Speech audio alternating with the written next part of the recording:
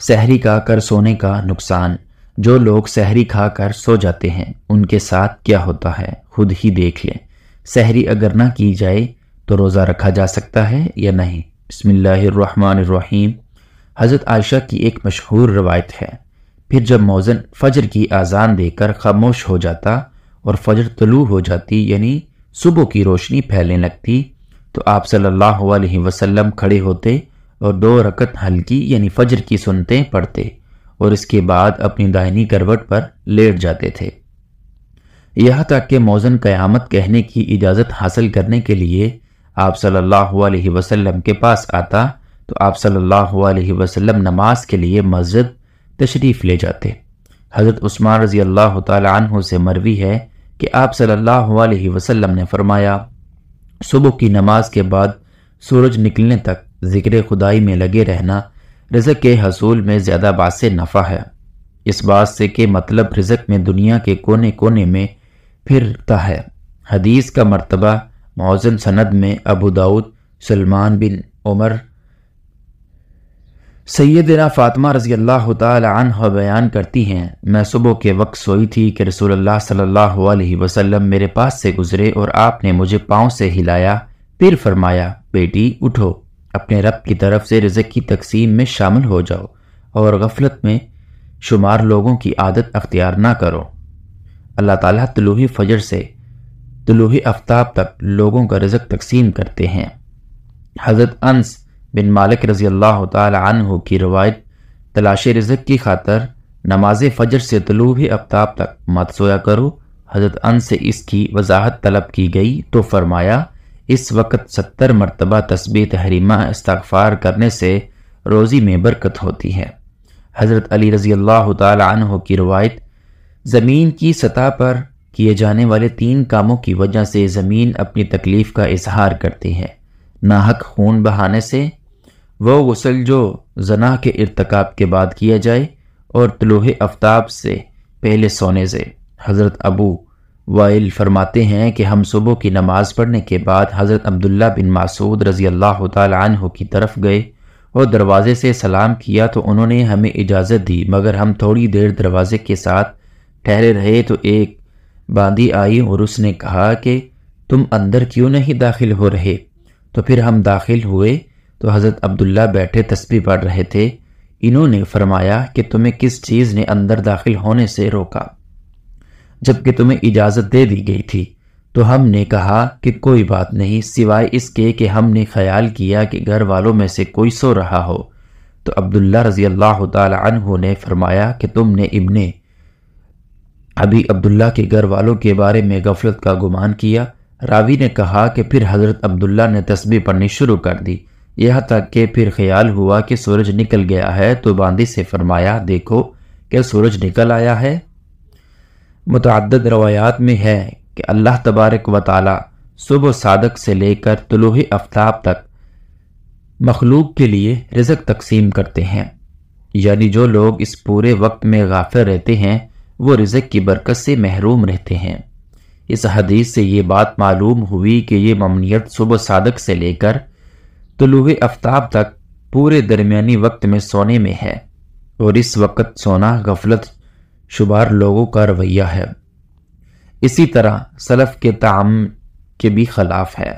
نبی کریم صلی اللہ علیہ وسلم اور صحابہ کرام کا طریقہ کار یہ تھا کہ وہ جب فجر کی نماز پڑھ لیتے تو سورج طلوع ہونے تک اپنی نماز کی جگہ پر ہی بیٹھے رہتے تھے اور ذکر اذکار پہ مشغول رہتے تھے۔ اس وقت میں ذکر خدا میں لگے رہنا رزق کے حصول میں زیادہ باعث نفع ہے۔ آج ہمارے معاشرے میں یہ ٹرینڈ بنا ہوا ہے کہ نوجوان رات کے 2 بجے 3 بجے موبائل، فیس بک، واٹس ایپ ان سب پر لگے رہتے ہیں، پھر ان سے صبح کی نماز بھی قضا اور دوپہر کے 12 بجے یا 1 بجے تک وہ آرام فرما رہے ہوتے ہیں، اور گھر میں ایسا کوئی بھی انسان نہیں ہوتا جو انہیں ایسا کرنے سے باز رکھے۔ آج ہم آپ کو بتائیں گے کہ حضرت علی رضی اللہ تعالی عنہ نے ایسے نوجوانوں کے بارے میں کیا فرمایا اور کیا کچھ ان کی قسمت میں لکھ دیا جاتا ہے جو ایسے حالات کے لپٹ میں آ چکے ہیں۔ حضرت عبداللہ ابن عباس رضی اللہ تعالی عنہ سے مروی ہے کہ جو بھی انسان صبح سویا پڑا رہتا ہے تو اس عمل کو اسلام نے سخت ناپسند قرار دیا ہے کہ دوپہر کے علاوہ کسی بھی اور وقت میں مت سویا کرو۔ جیسے کوہلا کہا جاتا ہے وہ دوپہر کے اوقات پہ ہی ادا کیا جاتا ہے، اور یہ عمل ہمارے نبی حضرت محمد صلی اللہ علیہ وسلم بھی کیا کرتے تھے۔ کوہلا اور نہیں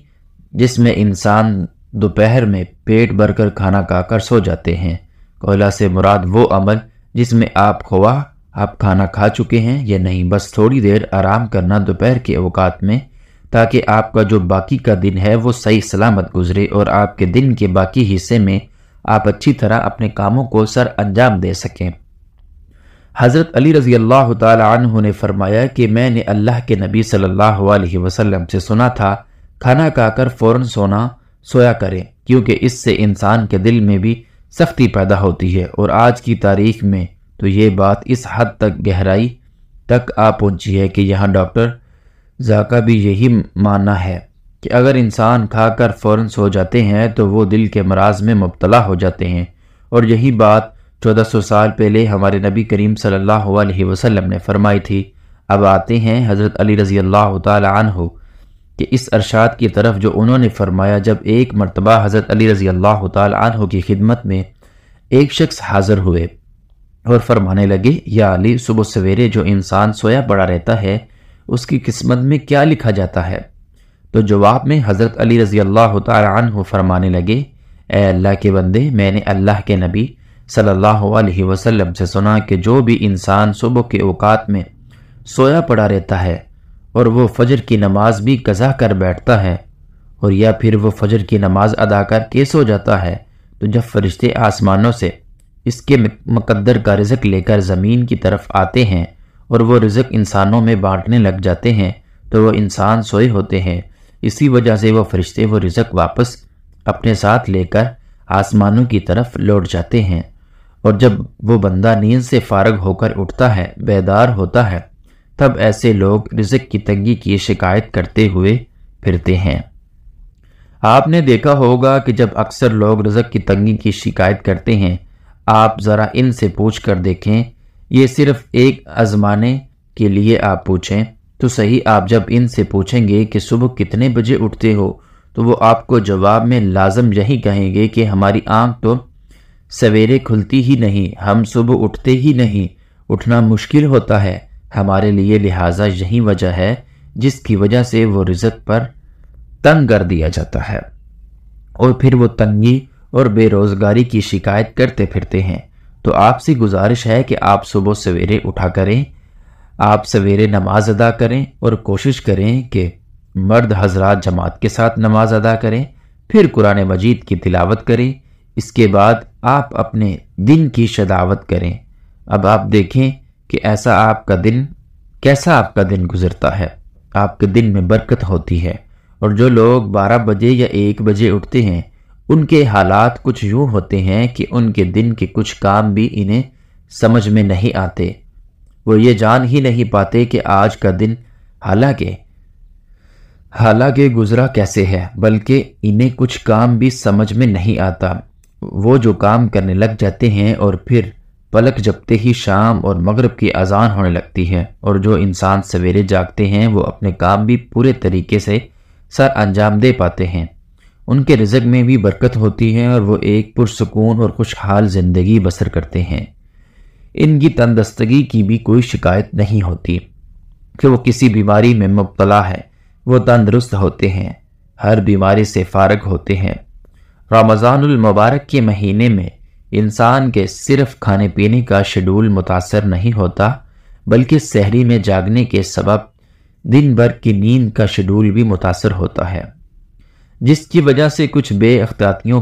کے سبب رمضان کے مہینے میں جہاں صحت بہتر ہونی چاہیے وہیں پر صحت صرف نہ خراب ہوتی ہے بلکہ مختلف بیماریاں بھی گلے پڑ جاتی ہیں۔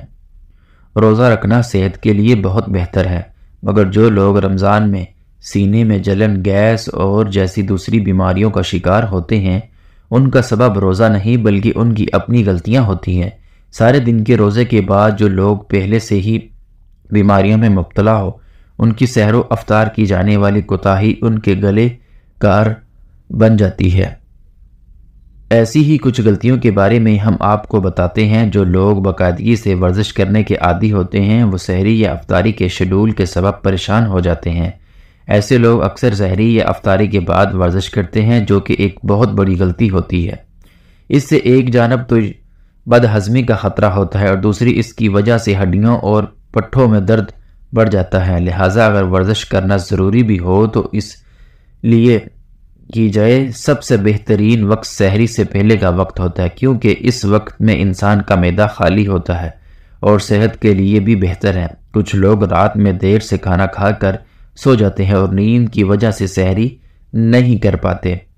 سحری چھوٹنے کی وجہ سے روزے کا دریانیہ بڑھ جاتا ہے جو کہ جسم کی اندرونی کمزوری میں بہت زیادہ اضافہ کر دیتے ہیں، جس سے نہ صرف